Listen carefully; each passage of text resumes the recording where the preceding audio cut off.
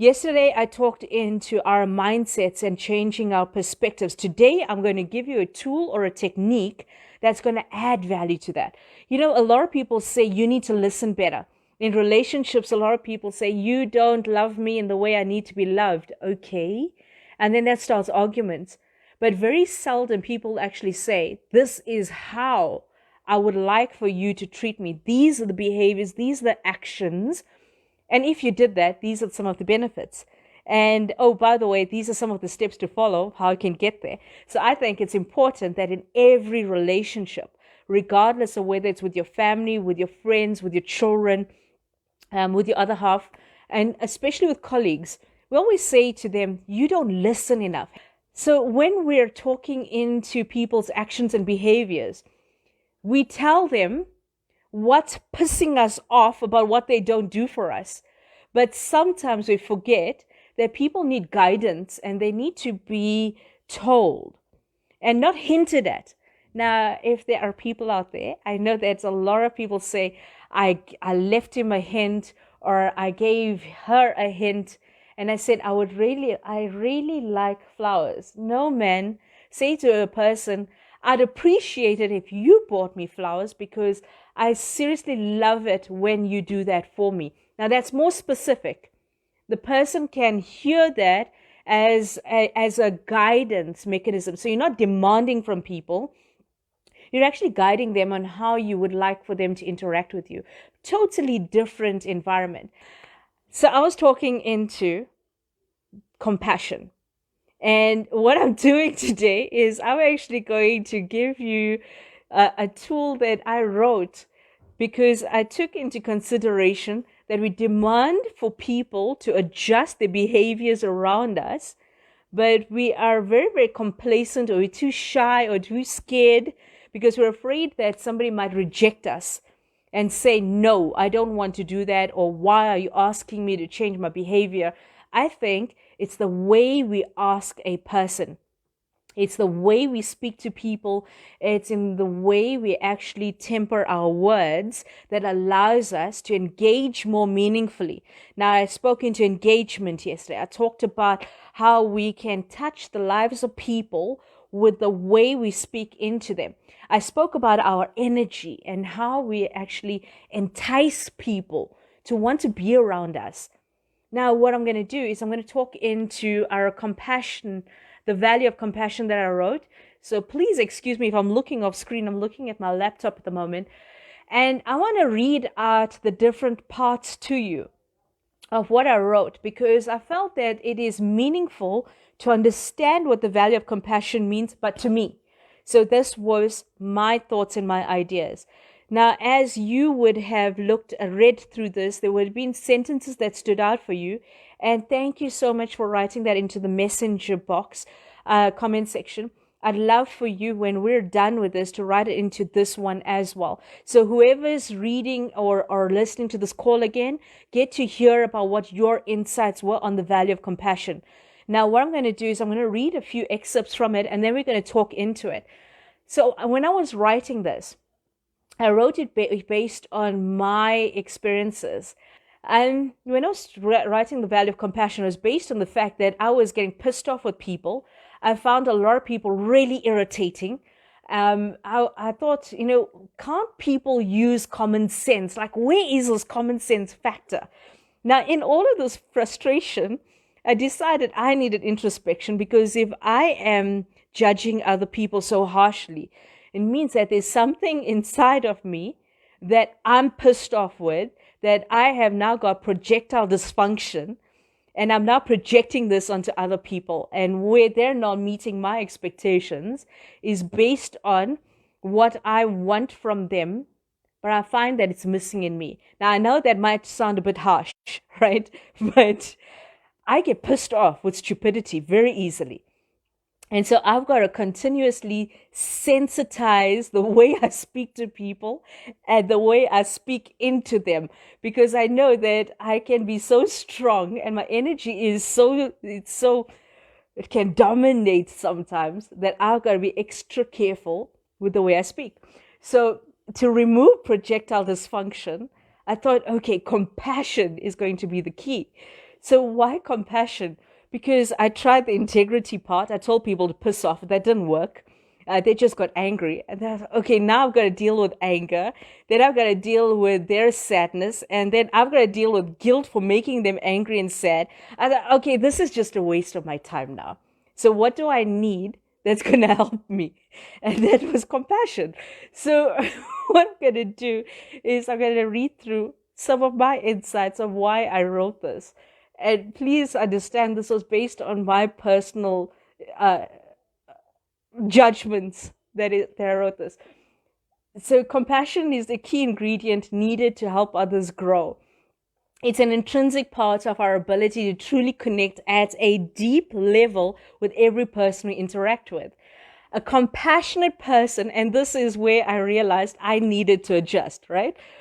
A compassionate person comprehends, connects, understands, and accepts people for who they are and where they're at in their journey. Now, that was a massive insight for me. That meant that I needed to take a step back and stop being so judgmental of other people because I do not understand their journey in their moment, what's happened, and why they behaved in the way they did, why they're reacting in the way they did, or why they said the things that they did. So when I looked at that sentence, it was powerfully impacting me in that moment to stop before I say anything, stop before I react, stop before I tell people to piss off. And it got me to the point when I realized, okay, I need to be more thoughtful about where people are at in their journey. And so then I realized, okay, what do I need to do next? Compassionate people entice others to grow to the next levels of excellence in their personal business and personal lives. Their personal and business lives.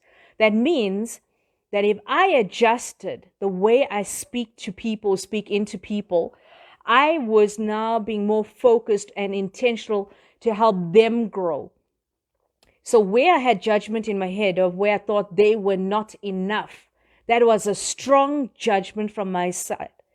And I realized if I wanted to help them to grow, where did I need to grow first? Because you cannot give what you do not have. That's the correct English according to Jan. For me, it is you can't give what you don't got. It's as simple as that.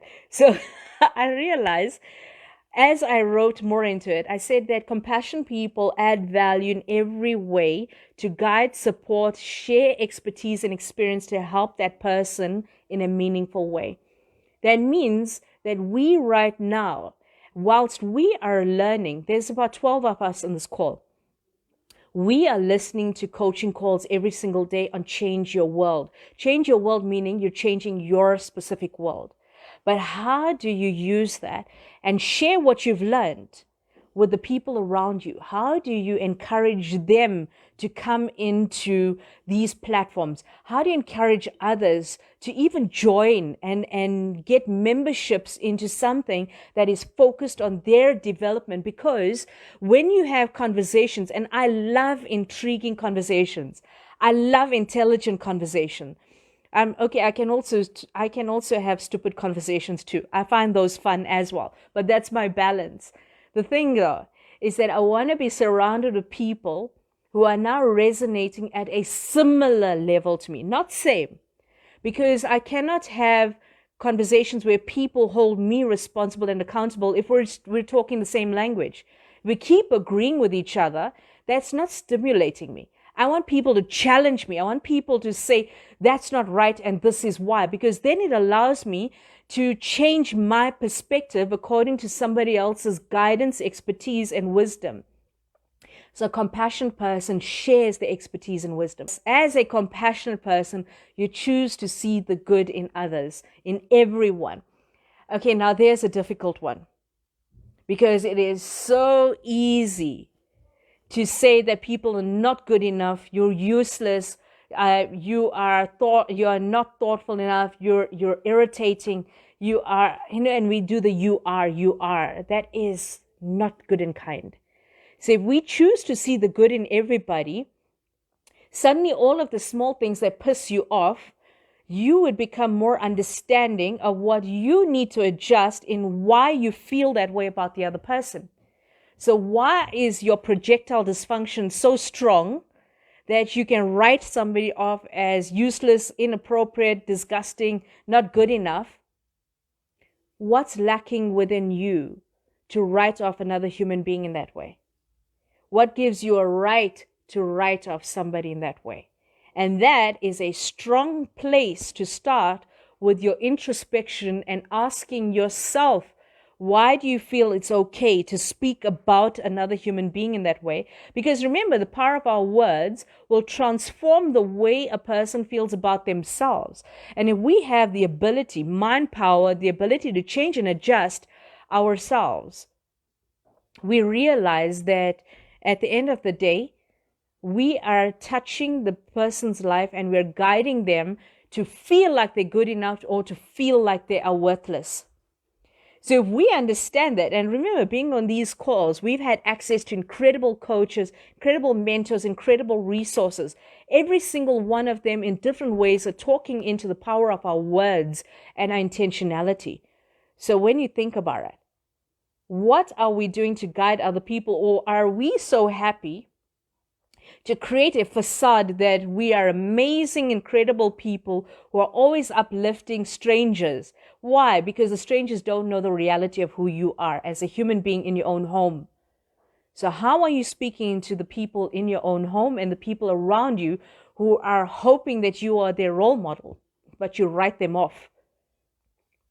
So does your compassion only extend to strangers and to people around you who only see that facade, or do they see the reality of who you are? So be very careful about that part and be aware of how you are speaking into people's lives. And I think compassion speaks hugely to that. Now, if I thought about that more clearly, self-compassion is now demanding the question of how are you speaking to yourself? So if you feel it's okay to speak to other people in that way, how are you speaking to yourself? What are your inner thoughts, your inner words, your inner dialogue? What's holding you back? What is causing you to have a scarcity mentality? And I'm not talking about financial. Scarcity mentality in relationship, in environment, in the work that you deserve to have, in the job you deserve to have, in the relationship you deserve to have, with the people you deserve to have, with the experiences, the moments, the memories, the celebrations of your moments. What are you preventing yourself from having because you feel not good enough? And so self-compassion is the key to making sure that you stay on purpose for this journey ahead. It is the thoughtfulness in how you actually talk into yourself. And you see, that is the powerful part. The self-compassion. While we're being compassionate and thoughtful for others and other people's journeys, how are you for yourself? And what do you do differently? How can you step up differently for yourself before you can step up for others? And that's a very vital question you've got to ask yourself. So when I look at the other areas, by practicing compassion, you'll be able to use your intuition to support others in achieving their goals, dreams, and purpose in life. We spoke into this. We're going to be talking about how do we create a purpose-driven plan of action for this year where you put everything into action, not just make plans. Your intuition. Your intuitive side is going to guide you in a way that challenges everything that you were taught to believe and to follow blindly. Question everything. Question everything that you come up with, because that is where curiosity belongs. That is where it begins, and that is what is going to challenge the way you listen to information, what you'll accept that resonates with you, and your gut feeling and your intuitive side will say to you, this does not feel right. And when you get that feeling, listen to your emotions, listen to yourself. Because that is far more important than following what everybody says you should do, always do. What you're doing is you're removing what you can do and what you deserve to do. Huge difference. So then when we look at the other areas, compassionate people live a life of intention. And I love that. Because if you think about it, you being on this call, You have intentionally chosen to put aside a half an hour a day. You've intentionally chosen, and I'm hoping you do this, you're intentionally doing your gratitude journals. You're journaling every day. You're intentionally updating on the group. You're intentionally writing in comments of what really resonates for you. You're intentionally sharing your vulnerability. You're intentionally guiding and supporting others. You're intentionally giving to other people and adding value, being of service by serving yourself, by building into your own self-development. You realize that you're already on the right track in terms of self-compassion. Caring for others without judgment is sometimes a difficult thing to do. Of course it is. Do you know how many people I told to get lost? I totally judged them. And it's a difficult thing to do because it meant that I needed to realign my thinking. And I needed to stop writing people off that easily and ask myself, why am I doing that to them? Why are they not good enough to be in my space? And I had to step up to then listen carefully to why they were behaving that way and help and guide them. And here's the thing.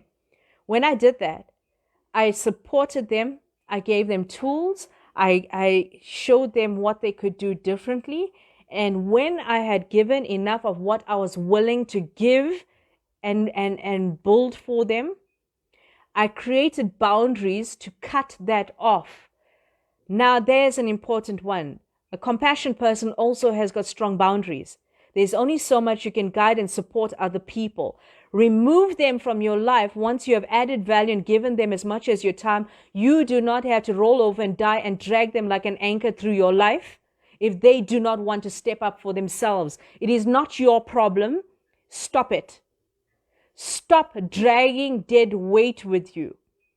You see, because the more free you are in the way that you can grow, the more they will be inspired one day when they are ready to receive. So it's not your problem to go and change their mindsets and force them to receive. There is a saying, do not bite the hand that feeds you, but do if it prevents you from feeding yourself. So if you've got bleeding heart syndrome, put a bandage on it and stop. Stop trying to save the world. Just be who you are, and the world will be saved by your example of who you are as a human being. They'll be inspired by your words and your actions rather than you trying to drag them along, because a lot of people become resentful at some point. So understand that. It is not your problem. Don't make it your problem, because you get to the point where you resent giving, and then the people who deserve to receive from you do not get the quality of giving that you should be giving to them. So create your own balance, your own boundaries. And if you do have bleeding heart syndrome, do what I said. Put a plaster and put a bandage on it and stop it. So there's other areas here. When you look at what are some of the benefits? Okay, wait, there's another sentence here that's standing out for me. Acceptance is something that everybody craves. Now understand this. You are human. You are absolutely human, and you crave acceptance, acknowledgement, and to be given credit for who you are, for the things that you do, and how much value you add to other people. It is the human experience to want to be told you're good enough, you are loved and lovable. Remember one of my affirmations that I shared with you on our calls a long time ago. I'm loved and respected, safe and protected. Now people want to feel safe. They want to feel loved. They want to feel lovable. So acceptance is a massive thing that compassionate people can add value to other people. Because it's the gentleness of your words that makes somebody feel good. It's by encouraging them, by complimenting them, by the thoughtfulness of just a hug, holding them, saying that you're okay, a simple WhatsApp call, a message in the group. You sharing your daily experiences by journaling and doing your lives on Change Your World. That is showing compassion, not just for your journey, but for other people to listen into your journey. And by you having vulnerability in your sharing, allows other people to step up. You are the example people were waiting for. So what are you waiting for? Why buy into a membership that you're not going to put your 100% into? Demand quality for your life by doing the work, taking these resources and interacting with it. Implement it and put action into your life. Be intentional every single day. Otherwise, this is just another fancy, fun, exciting call, and it's a waste of your time. Stop wasting your time. You're not wasting my time. I'm having fun. I'm entertaining myself, right? It's not a waste of my time. You will waste your time if you don't use the resources, put into action the things that matter to you. So when we're talking into all of these different areas, what boundaries will you put into place? What will you demand from the people around you? What will you demand for yourself? Now, there's a lot of things to ask for. And I'm not saying that you should do it overnight. I'm saying that once you think about it and you sit down and go quiet, you are going to scare the shit out of yourself with how amazing your own brain is, how incredible your energy is, and where you've been holding yourself back from shining for other people. Why are you afraid to be a role model for everybody else? You see, self-leadership, self-compassion means that you've got to step up for everybody else by stepping up for you. And so when I look at some of these other areas, right, by showing compassion and caring, we're able to help many people to heal from the invisible wounds and grow into the life they truly deserve. And the reality is they deserve the best. And I always talk about that. Every single person I interact with deserves the best, no matter where they're at in life. I truly, truly, truly believe that. And so when you look at some of these other areas, why is it beneficial to have compassion in your life? Why is it beneficial to be purpose-driven? Why is it beneficial for you to have a plan of action that you implement? Because you impact the people around you. And so when you look at it, and as you would have read this earlier, you build powerful lifelong relationships with the people around you that you surround yourself with, as they experience your generosity, your thoughtfulness. They experience you as a gift, because you are a gift. And I always say to people, remember this, that you too are a miracle. And if we treated ourselves as a miracle, we treat the people around us as miracles, and suddenly we are less judgmental. It took me a long time to get there. It took me a long time to stop judging so harshly. And doesn't mean that I don't. I still do, but not as intensely as I used to. I don't react as I used to. And so when I look at some of these other areas, why will people enjoy you showing compassion? Because they will trust, respect, and honor your word. And I always say to people, make sure that your words and your actions always match. I don't care how eloquent you are and how brilliant you are as a wordsmith. If what you say and what you're doing does not match, you are losing trust with the people you interact with. Be very careful, because there will come a time when people will stop listening to you. And when they have lost trust in you, it takes a long time to build that. Be very careful, because that is the scariest part of losing faith in people. When somebody loses trust in you, be very careful. So I'm saying to you, step up for you, because you deserve it. And when I look at some of the other areas, some of the traits, compassionate people do not react to the negativity of others. That's true. And when I look at some of the other areas, they influence people through their thoughtful words and acts of kindness. They're generous with their time. I always say to people, I will always make time for you. May not be right now in this moment, but I always will make time for you, and I stick to that. I make time for people because people are important. People are the gift that we have been surrounded with, and it is our choice to nurture, guide, and support them in our quest to have a stunning life on this earth. You cannot get rid of people. You're surrounded by them. So how are you going to step up? Now, in terms of accepting the challenge to step up, how are you going to choose in this week to guide and support others? What are you going to do on a daily basis to interact with people and connect with them differently? How are you going to help make people feel comfortable? How are you going to adjust your actions so that you are more approachable to people? How are you going to be more authentic in your behavior? I love it when people say you need to be authentic. Okay, but in what way? Be honest.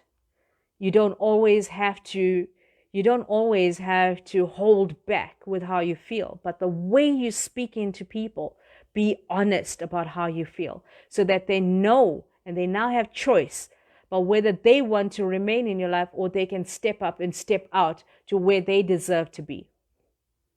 And then when you look at it, my last sentence is, let integrity and honesty flow through your words, actions, behavior, and deeds in your daily life. Intentionally choose thoughtful words and actions to show people that you truly care about them. And I will leave you today with Eleanor Roosevelt's saying, which is a powerful way to build my life. It's the thing that helped me to grow. She very succinctly says that nobody can make you feel inferior without your consent. And I'm going to say, nobody can stop you from journaling. Nobody can stop you from growing. Nobody can stop you from sharing your expertise and wisdom. You need to be intentional. You need to guide and support people more. Encourage more people to join platforms like this.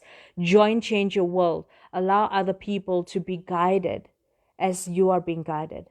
Share that. This is not a secret. Self-development, self-care, honesty, integrity, values, compassion, purpose-driven, challenging your body, mind, soul, and spirit. It's not a secret. So share this. Encourage other people to join. Do that. Do that for your country. Do that for yourself. Because the chances are you'll grow your community of people that want to be a part of your life, but in a meaningful way. So compassion as your key for this week. And I will challenge you. I'm not suggesting now. Yesterday I gave you suggestions. Today I'm challenging you. Who will you impact in this week using the value of compassion by adjusting the way you talk into people's lives? What will you do differently? And I look forward to seeing your Facebook lives, and I look forward to your comments, and I look forward to seeing the membership on our Change Your World grow, because we're not looking at the money aspect. We're looking at global change, and we're looking at global impact. And as compassionate leaders of influence, you have the ability to impact this world by being you.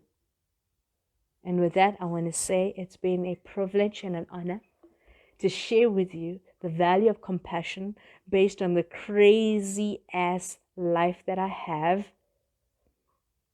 And to say that I'm grateful that one of my insights led me to compassion and that I was able to share that with you. So thank you so much for being with me. And I'm looking forward to tomorrow. And I hope that you guys have had some incredible insights today.